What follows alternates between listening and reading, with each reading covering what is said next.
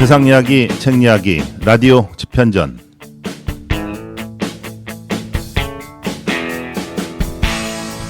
네, 여러분 안녕하십니까? 라디오 집현전의 석훈입니다.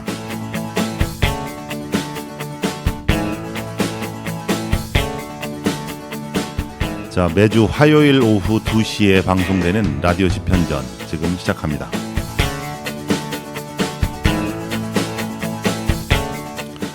새해가 시작되고요. 시간이 또 흘러갑니다. 여러분 많은 계획을 세우셨을 텐데 어떻게 계획하신 대로 잘 진행이 되고 있겠죠? 자, 오늘 새로운 프로그램 한번 준비해봤습니다. 먼저 노래 한 곡 듣고 시작하도록 하겠습니다. 카더가든이 부릅니다. 가까운 듯 먼 그대여. 저 달빛에 그려지는 그대의 미소를 간직해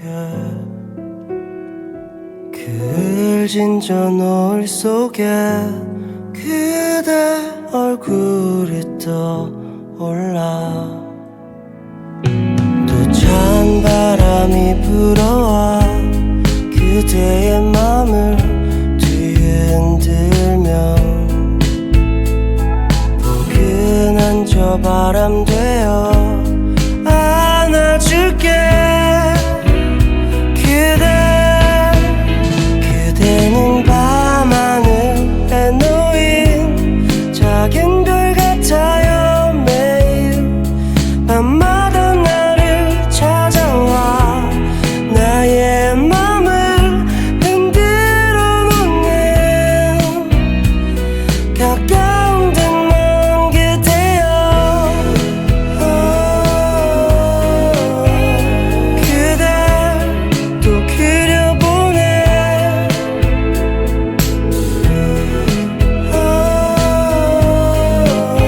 밤하늘 별들이 되어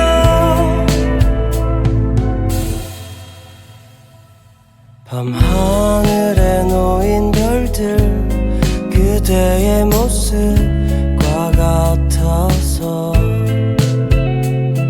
홀로 그댈 생각하며 오늘도 늦은 잠이로요. 그대는 밤하늘에 놓인 작은 별 같아요. 매일 밤마다 나를 찾아와 나의 맘을 흔들어 놓는 가까운 듯 먼 그대여. 그댈 또 그려보네.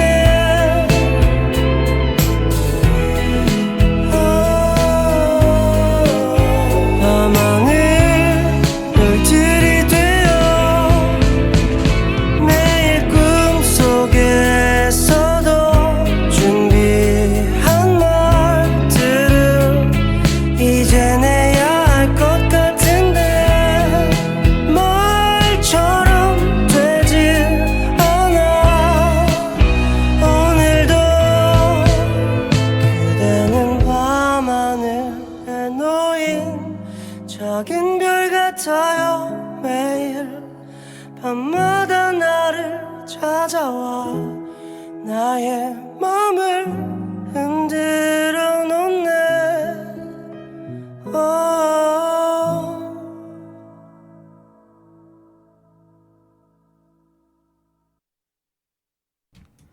자, 노래 들었습니다. 카더가든이 부른 가까운 듯 먼 그대여라는 노래였습니다. 자, 오늘은요 그 초대 손님을 모셨는데 저 멀리 서울에서 오셨습니다. 서울에서 세종까지 한달음에 달려오신 초대 손님인데 여기 스튜디오에 나와 계시거든요. 오랜 직장 생활을 이제 끝마치고 제 2의 인생을 이제 살고 계신 분인데 작가로서의 어떤 삶을 살고 계신 분을 모셨습니다. 이제 막 작가로서 이제 다시 한번 생을 시작을 하시는 거죠. 책이 있는데요. 책 제목이 좀 재미있게 살아볼까라는 책을 지으신 분입니다. 저자 장용범 작가님이십니다. 자, 안녕하십니까? 반갑습니다. 어서 오십시오. 네, 안녕하세요. 네. 예, 어서 오십시오. 오시느라고 수고 많으셨습니다. 네, 감사합니다. 불러주셔서 감사드리고요. 우리 저 작가님 본인 소개를 좀 간략하게 부탁을 좀 드릴까요? 네, 안녕하세요. 장용범입니다. 저는 그 31년 4개월간의 그 직장 생활을 마치고 그 제2의 인생으로 작가라는 직업을 선택했습니다. 예, 이전 직장에서의 업무는 좀 크게 두 부문이었습니다. 보면 이제 주로 금융 쪽에 있었고요. 예, 한 10년의 은행 생활과 나머지는 이제 사업 분리 후에 보험 부문의 영업 관리자로서 생활했습니다. 그렇군요. 그게 그 30년이 넘는 생활을 하셨는데 너무 심플한 거 아니에요? 저 딱 두 가지 업무만 했으면? 그렇죠. 근데 그게 보니까 사실 제 적성에 좀 맞았던 것 같아요. 보면 네. 보통 이게 직장에서 생활이라는 게 보면 이게 그 직장에서의 어떤 좀 엘리트 부서랄까 코어 부서라는 게 있잖아요. 뭐 인사나 기획 뭐 이런 부서가 있는데 이상하게 저는 보니까 그런 어떤 관리 업무보다는 현장하고 소통하고 그 성과를 만들어내는 그런 영업 부문의 관리자, 아니면 영업 매니지먼트 그런 부분이 좀 적성에 맞았던 것 같습니다. 그래요. 다행입니다. 이게 직장 생활을 하면서 적성에 안 맞으면 어렵거든요. 네, 그게. 네 맞습니다. 예. 그러다 보니까 이제 30년 정도 그죠? 직장 생활이 이제 순식간에 그냥 지난 거 아니에요? 그죠? 그렇죠. 네, 운이 좋았다고 봐야죠. 어떻게 후회나 아쉬움 같은 건 없습니까? 그러게요. 저는 너무 감사할 뿐이죠. 이전 직장이 요즘같이 이렇게 그 한 직장에서 30년 넘게 근무할 수 있는 부분이 참 많이 드문데 저 같은 경우에는 운이 좋게 이 좋은 직장 또 선택해서 들어가서 또 제 적성에 맞는 업무를 잡아가지고 고정적으로 또 생활한 거니까요. 후회나 아쉬움 같은 건 지금 없습니다. 후회나 아쉬움보다는 감사하는 마음. 감사함이 더 크다고 봐야죠. 네. 예, 정말 다행입니다. 책 얘기를 좀 해보려고요. 지금 책을 좀 들고 있는데 네.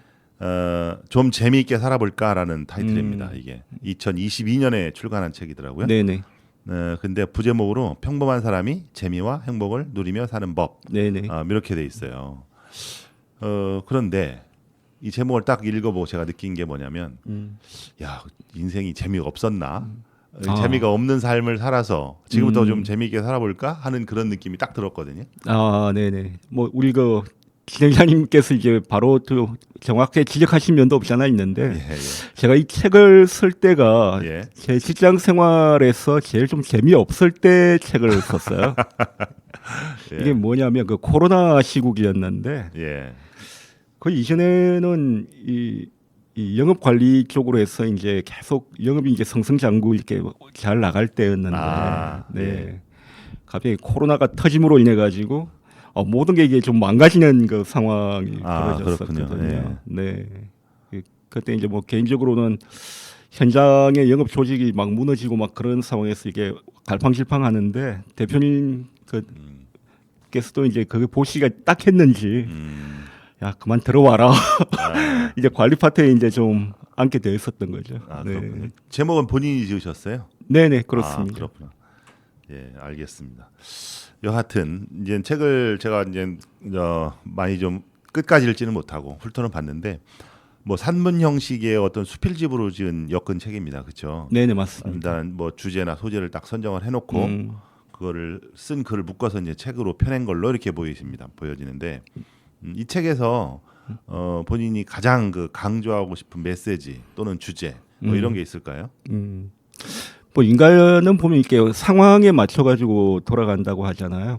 뭐 저 같은 경우에도 운 좋게 이제 직장 생활 내내 하고 싶은 일 하면서 이렇게 승승장구하고 있었는데 갑자기 상황이 바뀌고 나니까 이게 내가 상황을 이렇게 그 환경을 바꿀 수 있는 상황은 아니고 그 환경에 대해서 제가 어떻게 적응하느냐 이런 부분이 좀 이렇게 되게 중요했던 것 같고 그 가운데서 이제 어떻게 좀 재미를 느껴야지 그 하루하루의 어떤 그 행복감이라든지 좀 의미로 부여할 수 있을 것 같더라고요. 그래서 사실 이 책에서 가장 중요한 메시지는 어차피 살아야 될 그 삶이고 인생이라 그러면은 그 시간 동안에 재미를 느끼면서 살다 보면은 오히려 또 그것도 행복도 오는 것도 같고 아. 너무나 평범하지만 네. 예, 그렇게 한번 그 메시지를 좀 전하고 싶었습니다. 그러면 재밌게 살아보는 방법이 뭡니까? 요약을 간단히 요약해서 말씀을 한번 하자면은 제가 재밌게 살아보는 방법은 예.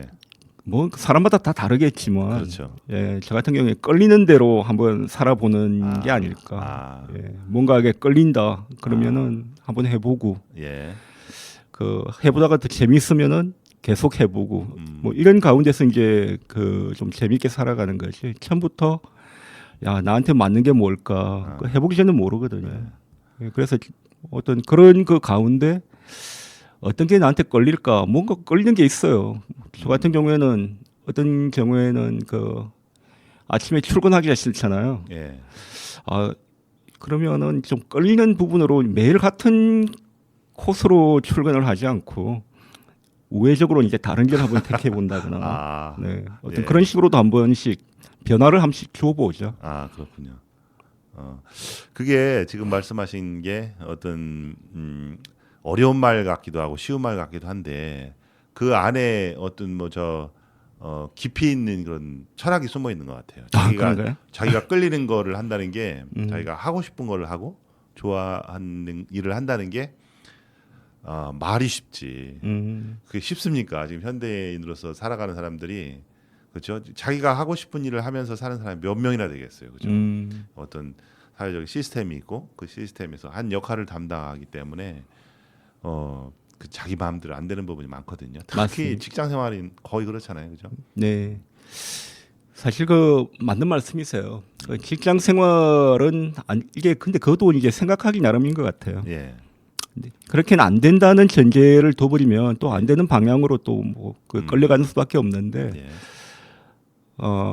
그 빅터 프랭클의 어떤 그 책에 보니까 그런 게 있더라고요. 그 감옥소에 갇혀 있는 가운데 어떤 뭐 아무런 그 행복감이라든지 만족감도 없을 수 있는데 예. 그날 정말 그 강제 노역을 가면서 봤던 길가에 뭐 예쁜 꽃이나 예. 아니면 돌멩이 하나를 보고서도 하나의 의미를 부여한다. 뭐 음. 그런 식으로 하면서 환경은 바꿀 수 없지만 그걸 바라보는 자신의 어떤 태도, 예, 그건 뭐 주관적으로 선택할 수 있는 거거든요. 그 수용소 유대인 수용소에 갇혀서 썼던 그 책 얘기하시는 네, 거죠? 네, 맞습니다. 맞아요. 저도 제가 감명 있게 읽었는데 뭐 굳이 수용소에 비유를 하지를 않더라도 예, 직장 생활이가 적어도 직장이 수용소보다는 낫지 않나요? 그렇죠. 당연하죠. 예. 그 우리가 이제 단순하게 비교해서 이제 그런 쪽으로 많이 비유를 하긴 합니다. 그렇죠. 야 좋습니다. 그런데 이제 은퇴를 얼마 안 남기고 이제 네네. 사람들 다 준비를 하잖아요. 퇴직해서 뭘 할까. 네네. 물론 대다수 여러분들은 아무 대책 없이 나오는 게 이제 일상 다반사인데 은퇴를 남기고 얼마 안 남기고 이제 나는 작가를 한번 해봐야 되겠다. 그런 이제 결심을 하셨단 말이죠. 네네. 그리고 책도 쓰셨고. 네. 자 그럼 작가님한테 영감을 준 뭐 작가나 작품이나 어떤 계기가 있었을까요? 나 이거 해보고 싶어. 뭐 이런 느낌 이런 거. 굉장히 좀 우연한 계기였는데요. 예. 예전부터 이제 글에 대해서는 관심이 있었고 좀 책을 읽는 거라든지 왜냐하면 이게 이 영업 관리자라는 게 적어도 이제 영업하시는 분들에게 하나의 모티베이션도 줘야 되고 에너지도 드려야 되는 직업이다 보니까 어떤 그 좀 어느 정도 책에 대한 부분을 좀 많이 좀 접하게 됩니다. 근데 그러다가 그 MBC 김민식 PD 분이라고 계세요. 뭐 영어책 한 권 외워봤니라는 그 책을 쓰신 분인데 개인적으로 좀 감명 깊어가지고 그분의 어떤 외부 강연을 한번 듣게 됐거든요. 우연치 않게 이제 강연에 가시게 네네. 됐고. 그때 교보문고에 갔더니 그분이 이제 강연이 나온다길래 제가 이제 신청해서 한번 듣게 됐는데 그분도 보면은 MBC 해직 기자로 이제 재직하면서 그 당시에 뭐 이런 그 사측하고 했던 갈등으로 인해 가지고 소위 말하면 그 한직 부서로 이렇게 좌천도 되고 막 그런 가운데 자기를 버티게 했던 게 블로그를 쓰면서 글을 쓰는 거였다고 이야기하더라고요. 예. 그러면서 마지막에 이제 그 강연 말미에 이런 이야기를 하더라고요. 보니까 여러분 작가 되기가 가장 쉽습니다. 글을 써서 블로그에 올리기만 하면 됩니다. 그러는 거예요. 근데 그게 듣는 순간에 다른 분들은 뭐 어떻게 들었는지 모르겠는데 저는 그건 말 되는데. 딱 꽂혔네요. 네, 맞습니다. 그렇군요. 예, 그래서 좀 블로그를 좀 시작하게 된 거죠. 네. 맞아요. 그 같은 말이라도 어떻게 받아들이느냐 차이가 큰 거잖아요. 근데 이제 뭐 대부분 그냥 스쳐 지나갈 수 있었는데 딱 꽂혔다는 건 뭔가 좀 내면에 어떤 뭐가 있었을 것 같아요. 그죠? 네, 그랬던 것 거예요, 같아요. 그죠? 네, 네. 근데 사실은 누구나 작가가 될 수 있습니다라는 말을 뒤집어 보면 그 작가가 되기 위한 문턱은 제일 낮다는 거거든요. 그죠? 그죠? 누구든지 할 수 있다는 거는 그만큼 되기는 쉽다는 건데 그 길로 나가서 사실 그 안에 들어가 보면 어마어마한 그런 어려움이 봉착을 하고 있거든요. 네네. 저는 그렇게 생각을 해요. 네, 맞습니다. 가야 될 길이 너무 멀고 그렇죠. 힘든 일이 많고 그렇거든요. 오늘 계속 그런 얘기를 해볼 텐데 블로그에 보시면 이제 지금 작가님이 쓰시는 블로그에 가보면 글이 엄청 많이 올라와 있어요. 네네. 그렇죠. 그게 얼마나 되는 거죠? 그게 이제 한 2,000회를 목표로 지금 가고 있는데 목표라기보다는 처음에 목표가 있었는데 이제 목표가 사라진 것 같아요. 그냥 매일 글을 쓴다는 그 자체가 이제 그냥 하나의 루틴한 작업이 됐고 루틴이라기보다 리추얼 같은 하나의 의식 같은 그 상황이 돼버린 거거든요. 그렇군요. 저 같은 경우에는 주로 이제 새벽에 일어나서 글 한 편을 쓰는 걸 하고 있는데 그걸 한 3년 정도 넘기다 보니까 뭔가 그걸 하지 않으면 이제 뭔가 하나 빠진 거죠. 아침에. 그 매일매일 한 편을 써서 네네. 처음에는 이제 저 블로그에 한번 계속 올려보자 이렇게 시작을 하신 거죠. 처음에 목표는 100일이었죠. 100일. 네. 100일 동안 100일 동안 한번 해보자.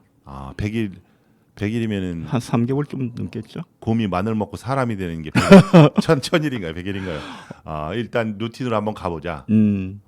그렇게 하다가 지금은 이제 100회는 넘었을 거 아니에요. 지금은 거의 한 2,000회 가까이 돼 가는 것 같습니다. 그렇군요.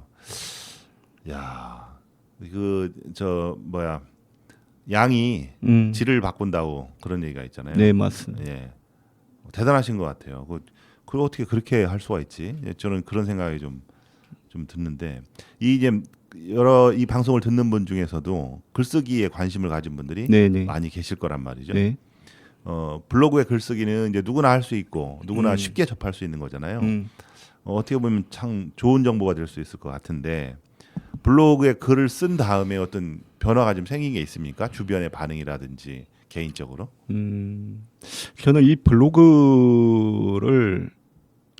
저한테 굉장히 큰 이 모멘텀을 준 거죠. 안 그러면 31년 정도 넘는 직장 생활 끝난 이후에 뭐 별다른 어떤 큰 뭐 다른 이 변화나 이런 건 없었을 것 같은데 제가 정말 운 좋게 코로나를 만난 덕분에 한 2년 정도 그 사이에 이제 제가 했던 어떤 그 업무 영역이 아니라 전혀 다른 업무 영역으로 갔잖아요. 그 업무 영역에 있으면서 이제 저 한 2년 정도 남은 은퇴 기간 동안에 내가 과연 은퇴 이후에 뭘 할까에 대한 한번 그 자기 사색의 시간이 되었다고 생각을 해요. 네. 근데 그 가운데 이 블로그를 시작함으로 인해 가지고 이게 한 100회 정도를 진행하다 보니까 뭔가 좀 이제 점점 욕심이 생기는 거죠. 좀 더 잘 쓰고 싶다. 뭐 그런 데 대한 아무래도 이제 뭔가를 하다 보면은 성장에 대한 욕구라는 게 자연스럽게 나오잖아요. 그렇죠. 그래서 이제 시작한 게 이제 이게 문창과 대학원을 이제 좀 생각을 하게 된 거예요. 공부를 좀 정식으로 해봐야겠다.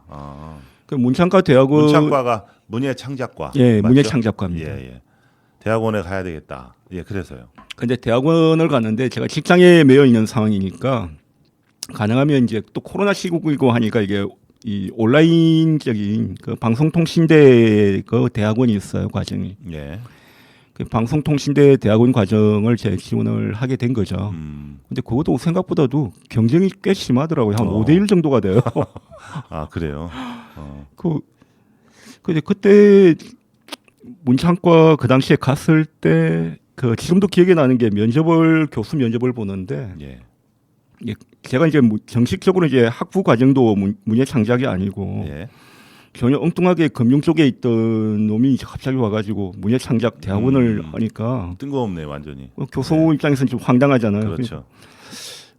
두 분 교수 가운데 한 분이 그런 이야기를 하시는 거예요. 뭐, 당신 지금까지 나름대로 뭐 잘 살았고 그대로 나가면 되지. 굳이 뭐 이렇게 문예 창작까지 와가지고 다른 사람들도 그 지금 뭐 학부 과정에 있는 사람들도 많고 하는데 굳이 이거 할 이유는 없지 않느냐. 그래요. 결국 그 말은 뭐냐면은 떨어뜨리겠다는 이 메시지를 저한테 받아들여졌어요. 예. 그래서 알겠다. 뭐 그런 정도로 이야기하고서 마지막에 왜 보통 그러지 않은 면접 때 그 마지막으로 하고 싶은 얘기 있으면 해봐라. 그렇죠. 그래서 교수님 말씀 맞습니다. 뭐 잘 먹고 잘 살았고 그런데 뭐 저는 여기 대학원에 교수님 저를 붙여주든 말든 저는 그런 계속 설 것이고. 근데 그건 하나 좀 알아두셔야 되겠다. 교수님이 저를 좀 떨어뜨리시면 이 학교에서 굉장히 유능한 작가, 아주 미래 굉장히 이 뜨는 작가, 유명한 작가 한 명 놓치는 건데 그래도 괜찮겠습니까? 아니, 너무 지금 생각하면 좀 뜬금없는 얘기였지만 교수 두 분이 그 소리를 듣고 막 웃으시더라고요. 뭐 저는 상관이 없는데 붙여주든 말든 그런 쓰겠는데 학교 측에서는 굉장히 유명한 작가 놓치는 건데 그거 괜찮으시겠냐고. 결국 합격은 됐습니다. 그렇군요. 이게 고양이가 쥐가 고양이한테 대드는 모습이 언뜻 생각나서 혼자 웃었습니다. 예. 예. 그래서 학교에 이제 진학을 해서 졸업을 했고, 그래서 이제 그 이후에 개인적인 책도 발간하시게 된 건가요? 네, 그렇죠. 역시 이제 블로그를 계속 하다 보면은 이제 글이 계속 쌓여가잖아요. 예. 블로그라는 건 이제 온라인 매체가 되다 보니까 이제 뭔가 오프라인 매체로 한번 내고 싶다는 어떤 이 욕구가 자연스럽게 올라오는 것 같아요. 그렇죠. 예. 자, 근데 그런 그 욕구를 이제 나도 이게 종이책을 하나 만들고 싶다는 욕구가 하나 생기니까 그 종이책을 만들어야 되잖아요. 네. 저 국내에서 이제 출판하는 방법은 굉장히 다양하게 있습니다. 가만히 있으면 제가 유명 작가는 아니니까. 그렇죠. 출판사에서 와가지고 책 내자고 할 리도 없고. 네. 그렇다고 이제 내가 원고를 몇 군데 보내보니까 반응이 없어요. 네. 이게 제가 이제 이거 영업 쪽에 오래 있었던 저한테는 굉장히 좀 좋은 경험이라고 생각하는데 안 되면 제가 만들면 되거든요. 근데 POD라고 있습니다. 이게 현재 국내에서는 뭐 퍼블리시 온 디맨드 해가지고 이게 재고가 없는 출판 방식인데. 교보 퍼플과 그 북커크라는 이제 국내 두 군데 출판사가 있어요. 거기서 만들면 되는 거예요, 그냥. 만들어서 어떻게 재고가 없이 어떻게 하는 겁니까? 그거는 이제 그 온라인 서점상에서 이제 주문이 들어가면은 그제서야 프린터가 되는 거예요. 그러니까 이건 뭐 이 지구 환경에도 아주 좋은 거죠. 그러네요. 네. 기본적인 고정 비용이 안 들어가네요. 고정 비용이 안 들어가고 출판사는 그동안에 이제 텍스트 파일만 딱 갖고 있다가 주문이 들어가면은 이제 출판이 들어가는 거죠. 그렇게. 그래서 저는 그 패턴을 좀 알고서 그냥 그 POD로 그냥 출판을 하고 말았어요. 왜냐하면 일단 제 목표는 달성된 거니까. 그렇죠. 근데 이후에 보니까 자꾸 제 책을 찾는 사람이 또 하나씩 늘어나더라고요. 그래서 오늘 이렇게 또 영광스럽게 라디오 방송까지 나오게 되네요. 아니 그 문단에 등단도 하셨다고요? 그것도 또 욕심이 생기는 거예요. 아니 문단에 등단해야 작가가 되는 건 아닌데 일단 이 일을 하고 이제 글을 쓰다 보면 문단에 한번 등단해 보고 싶다라는 욕구도 당연히 생기겠죠. 그렇죠. 저는 그 영업 쪽하고 이게 매칭이 되는데 결국은 영업이란 건 되게 목표가 뚜렷합니다. 목표 지향적이거든요. 과연 이게 이 책을 낸다는 목표가 달성됐고 그 다음에 이제 보니까 문단 등단이라는 게 이제 궁금하잖아요. 그렇죠. 대부분 이제 그 주변에는 이제 문학가들이니까 그 문단 등단에 대해서 이제 또 집요하게 이제 또 어프로치를 하는 거죠. 근데 문단 등단 그런 거는 아주 낯선 영역이잖아요. 전혀 몰랐던 영역에 이제 도전을 하시는 거죠. 그렇죠. 그렇죠. 근데 문단 등단에 대해서 이제 또 알아보는 방법은 또 다양하죠. 뭐 국내 유명한 이런 이 쪽에 공모전에 이제 통해 가지고 등단하는 방법도 있고. 그리고 안 그러면 이제 어떤 문예진이나 이런 데다가 이제 글을 올려서 이제 등단을 하는 방법이 있는데 정기적인 어떤 그 공모가 아니더라도 문예진이나 이런 쪽에 이제 결국은 이제 알아보니까 이제 선배들이나 이런 쪽에서 알려주는 거죠. 그러면 그쪽으로 해서 계속 이제 글을 이제 보내봐라. 타겟팅을 이제 잡고서 이제 몇 군데 계속 글을 보낸 거죠. 예. 그 어느 날 이제 보내보다 보니까 그쪽에서 이제 연락이 와요. 당신을 한번 추천하고 싶다. 그렇게 해가지고 이제 뭐 또 자연스럽게 등단이 또 되더라고요. 아 그래요. 네네. 등단하면 무슨 배지 같은 거 줍니까? 그런 건 없습니다. 사실 예. 등단 제도라는 거는 예. 그 전 세계에서 예. 일본하고 한국밖에 없어요. 그래요. 네, 나머지는 그냥 자기의 컨텐츠로서 책을 내면 되는데, 근데 등단을 했다는 그 자체는 이제 내가 본격적으로 이제 글을 한번 써보겠다. 이제 출발점이거든요.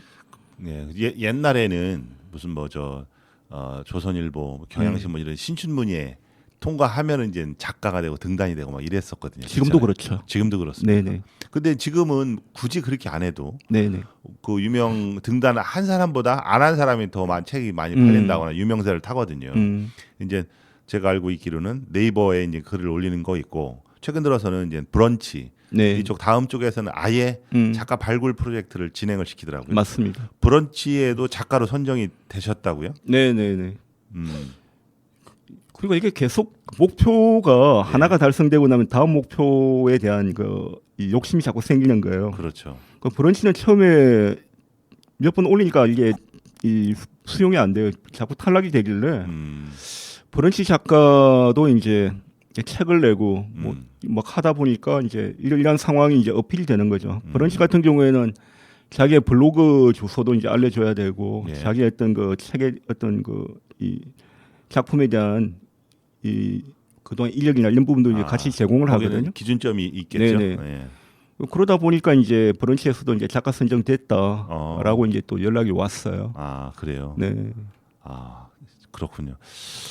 자, 저 시간이 지금 막 열띠게 얘기하다 보니까 노래 한 곡 듣고서 우리가 네. 좀 땀을 좀 식혀야 될 것 같아요. 노래 한 곡 듣고 진행을 좀 하겠습니다. 검정치마가 부릅니다. 기다린 만큼 더.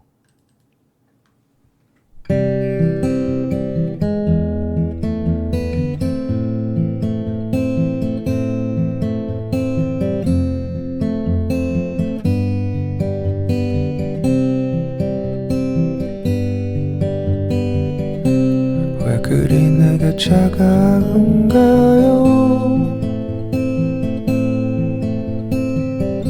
사랑이 그렇게 쉽게 변하는 거였나요? 내가 뭔가 잘못했나요?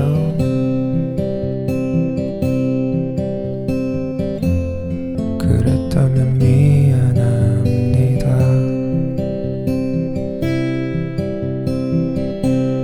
그댄 내가 불쌍한가요?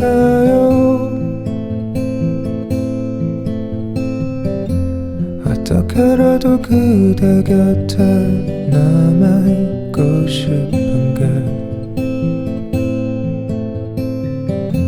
내 맘이라면 알아줄래요?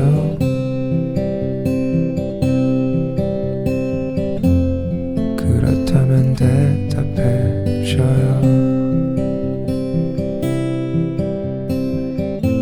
그대가 숨겨왔던 아픈 상처들 다 내게 옮겨주세요.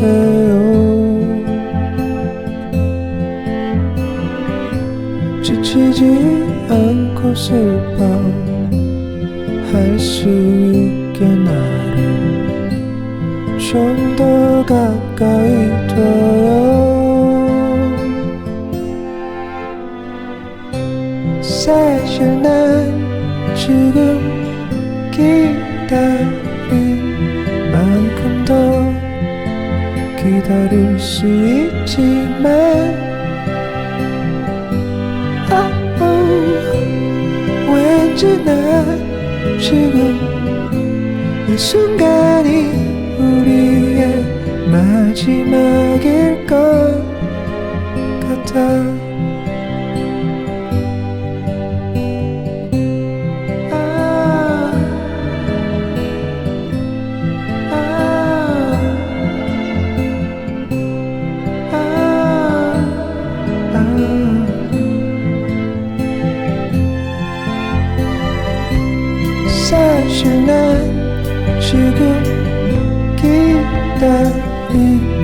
만큼 더 기다릴 수 있지만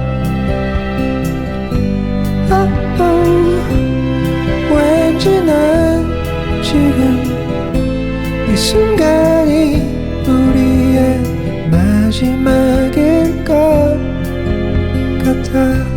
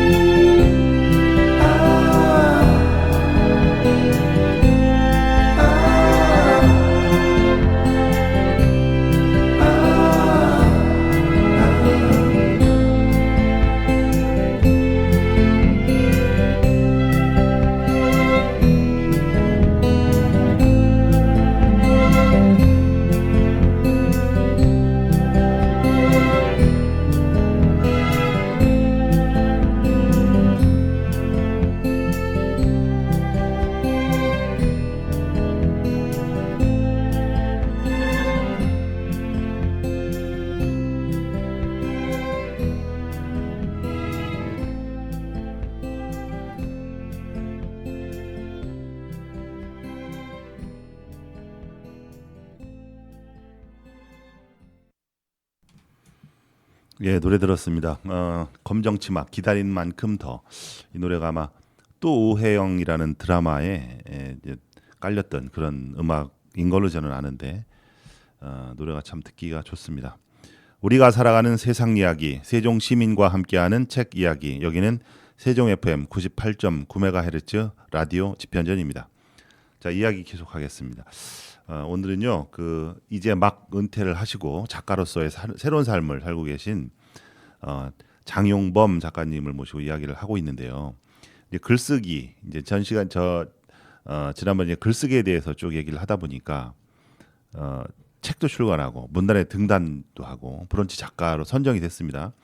한국 문인협회 정회원으로도 선정이 됐어요. 맞습니까? 네, 맞습니다. 아, 그렇구나. 문인협회라는 게 제가 찾아보니까 문화체육관광부 소관의 어떤 사단 법인으로 돼 있더라고요. 그러니까 공식적인 작가로서 이제 인정을 받는 그런 회원의 자격도 됐다는 거죠.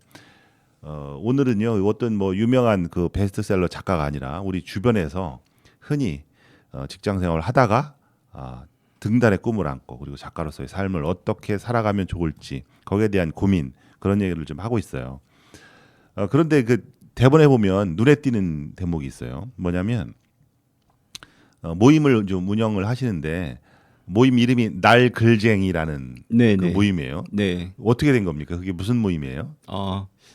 제가 이 대학원에 이제 진학을 하고 하다 보니까 그 교수님이 제가 굉장히 좀 인상 깊었었나 봐요. 예. 아니 그렇게 면접 때 그랬으니 네. 인상이 깊었겠죠. 보통 보면 이제 그 동아리 어떤 그 기수 회장이라든지 이렇게 선출을 하게 되는데 예. 보통 뭐 이 진행자님도 아시다시피 그런 그 모임에서 자기가 회장하겠다 이런 낯선 사람 없잖아요.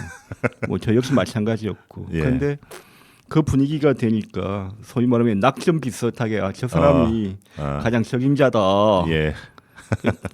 정말 그 학부에서 문학을 전공하지도 않은 저를 그냥 뭐 회장으로 앉혀가지고 본의 아니게 회장이 됐습니다. 예, 예. 근데 또 이왕 하면 또 잘 하고 싶잖아요. 그렇죠, 그렇죠. 근데 이게 어차피 그 문예 창작이라는 것이 이제 글을 쓰기 위해서 대학원에 온 사람들인데 예. 그렇다면 글을 써야 될 거 아닙니까? 예. 근데 이거는 순수하게 저 욕심이 좀 강했던 거죠. 한 100일 정도 글을 썼던 그 과정에서 제가 대학원 진학을 하다 보니까 다른 분들에도 또 이 경험을 공유하고 싶은 거예요. 예. 그래서 동아리를 제가 만들었습니다. 이 동아리를 이제 만드는데 그 동아리를 어떤 식으로 진행을 했냐면은 매일 글을 써야 되는 거예요.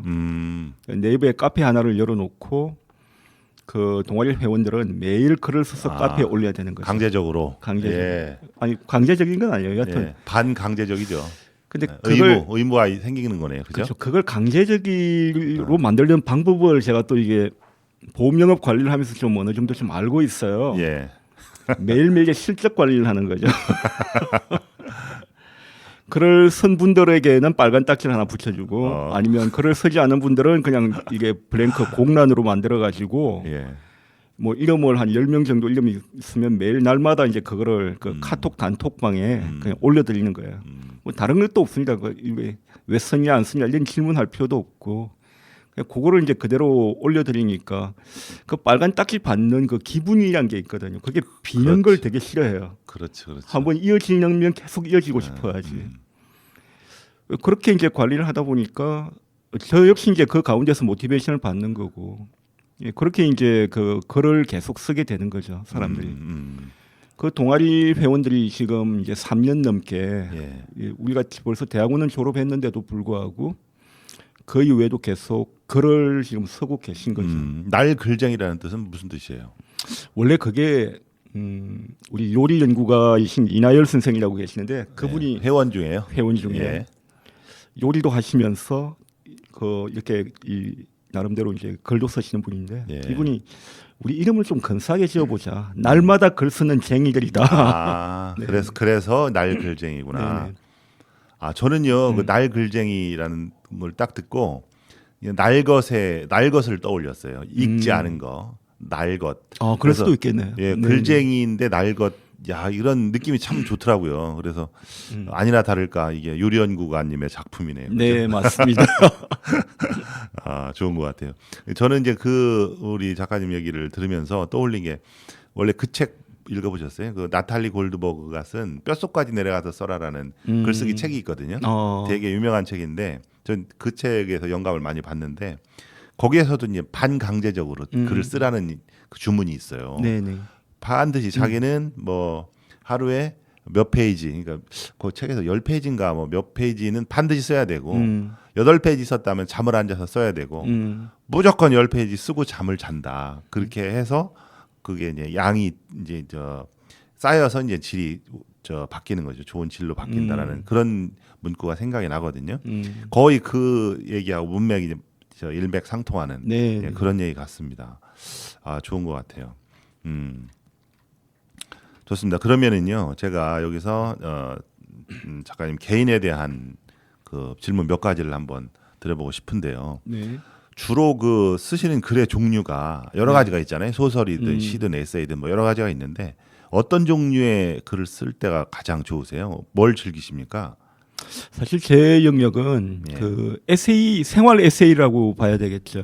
예, 지금 보면 아까 뭐 제가 반강제적으로라고 했지만 지금은 이제 하나의 어떤 의식 리추얼 같이 아니면 루틴 같이 되고 말았는데 매일 아침 새벽에 이제 그 모니터 앞에 이제 글을 이제 쓰려고 앉잖아요. 그러면 매일의 소재는 예. 그 전날 그 자기가 겪었던 일상에서 나올 수밖에 없는 것 같아요. 예. 네, 근데 이게 장점이 뭐냐면 예전 같으면 그냥 지나쳤을 어떤 사안이나 예. 어떤 그런 걸 보더라도 아 저게 이제 글감의 소재로서 이제 바라보게 되니까 뭔가 좀 더 유심히 보게 되고 조금 주변을 이제 좀 관찰하는 버릇 예, 그런 게 좀 자연스럽게 생겨나는 것 같아요. 아, 그렇군요.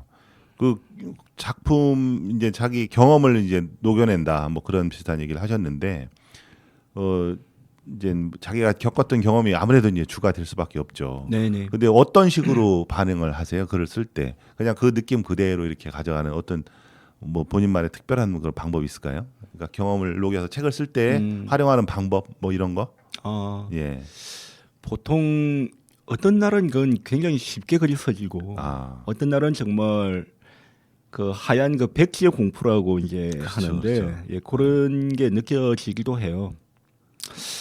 그나마 이제 조금 나은 게 뭐냐면은 그 저변 지식이라 그러나 이 독서의 어떤 부분을 제가 좀 계속 좀 즐기다 보니까 예. 이게 하나의 이제 매칭이 되는 것 같아요. 예를 들면 어떤 오늘 하루 아침에 봤던 어떤 그 이슈와 과거에 어떤 봤던 책의 어떤 영감 예. 이게 같이 연결되기도 하고 아니면 어떤 장면을 보게 되면은 그 장면에 대해서 이제 행여 놓칠세라 간단한 메모를 또 하게 되거든요. 그 메모지는 꺼낼 수 없으니까 그냥 휴대폰에다 메모지에다가 저걸 보면 하나의 어떤 키워드 몇 개만 딱딱 적어 놓으면은 그 다음 날 새벽에 이제 글 적을 때는 그게 이제 그 당시의 장면이 생각이 나는 거죠. 제가 이걸 왜 하게 됐냐면 그 무라카미 하루키가 글 쓰는 예. 스타일이 이런 식이에요. 예. 그분이 보면 매일 일정한 시간 20매 이상 20매 정도의 원고지를 매일 쓰기는 어떤 그런 그 맞아요, 루틴을 맞아요. 가져가고 네. 있고. 요즘에 무슨 소설 새로 나왔죠. 네네. 베스트셀러 나왔는데. 저 소설도 뭐 모르겠는데 예, 뭐 예. 그렇다고 들었고요. 맞아요. 그리고 그분이 여행 기록을 할 때 이렇게 예. 한다고 해요. 여행을 간다면 여행기를 쓰는데 예. 자기는 어떤 장면에 있으면 급하게 이제 이 키워드만 이렇게 바로 적어놓고 예. 그 키워드를 보면은 그 당시의 장면이 회상이 되어가지고 글로서 이렇게 엮여 나오더라.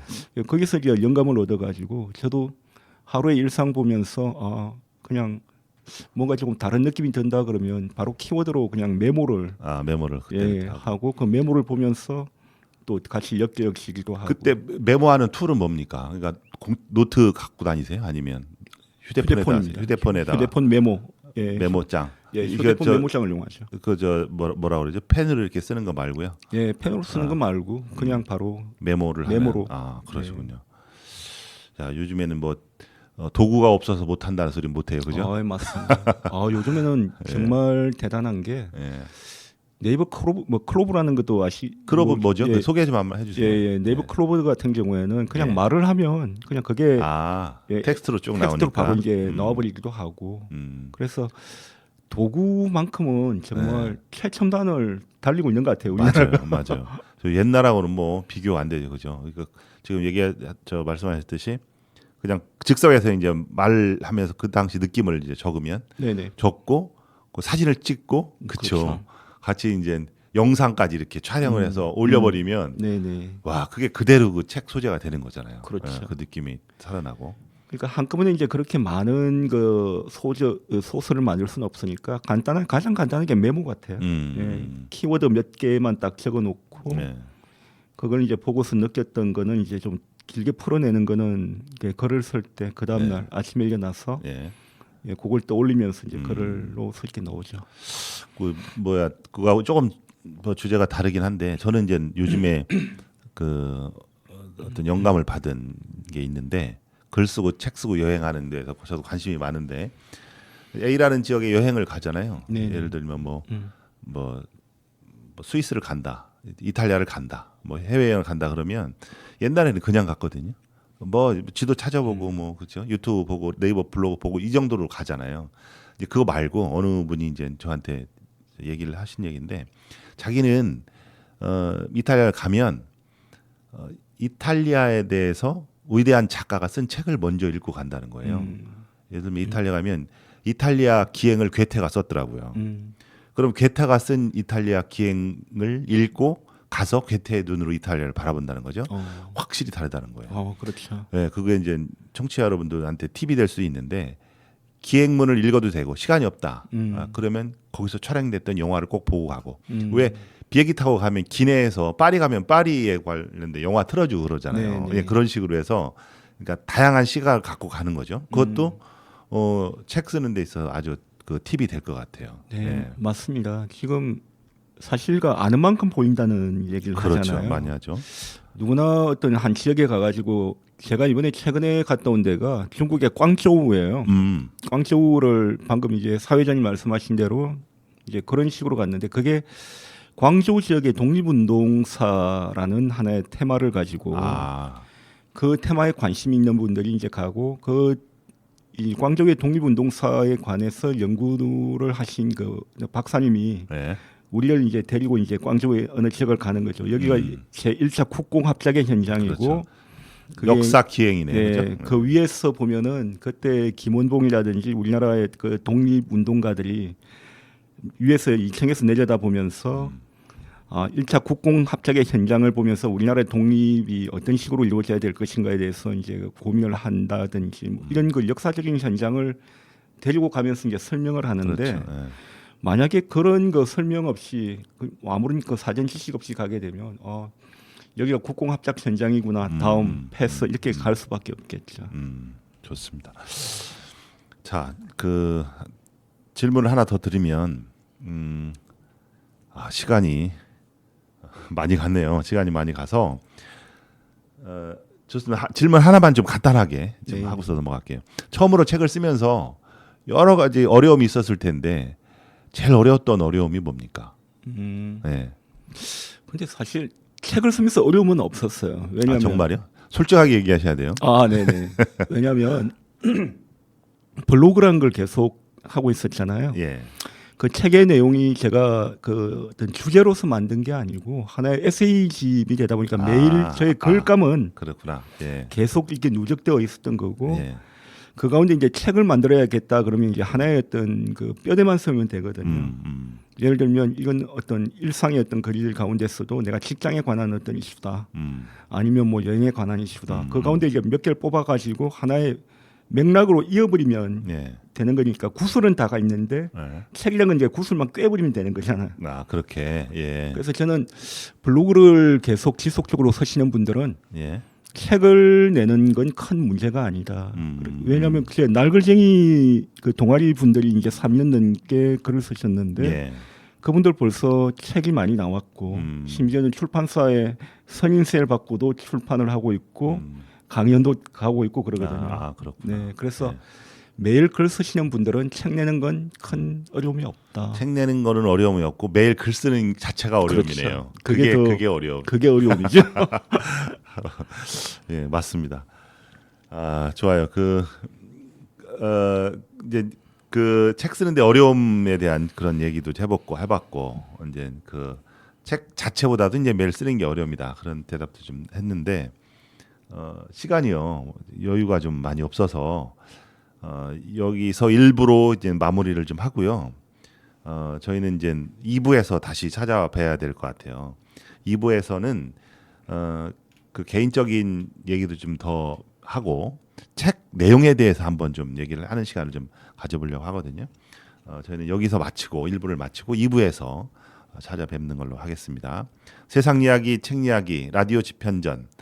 저는 석훈이었습니다. 다음 시간에 뵙겠습니다. 감사합니다. 네, 감사합니다. 지나갈 것 같던 이야기들도 어느새 내 귓가에 맴돌고 희미해진 달의 빛의 크기도 언젠가 다시 밝아오겠지. 있다면 말을 해줘 내게. 다시 한번 손이라도 뻗어보게. 없어도 말은 해줘 매일. 우리 몰래 닿을 수도 있잖아. 슬픈 밤이 찾아오면 기댈 곳도 하나 없는데 이런 밤을 잡아줘요. 매일 우린 처음이니까.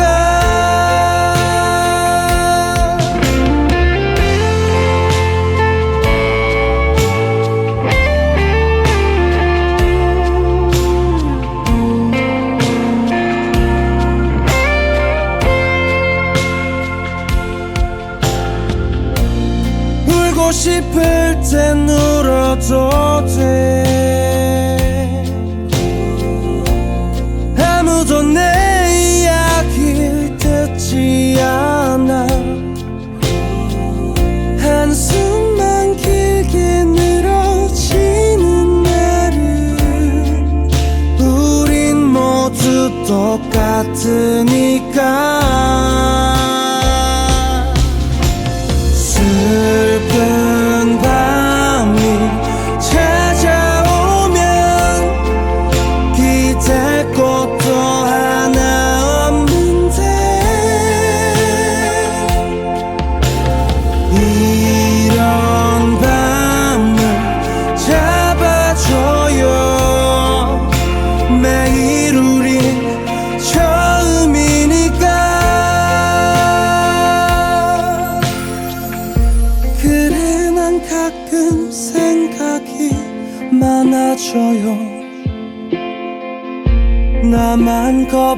많은 걸까 아직 이곳은 내게 버거워서 잠에 들기가 무서워요 슬픈 밤이 찾아오면 기댈 곳도 하나 없는데 이런 나를 잡아줘요 매일 우리 처음이니까 지나갈 것 같던 이야기들도 언젠가 다시 밝아오겠지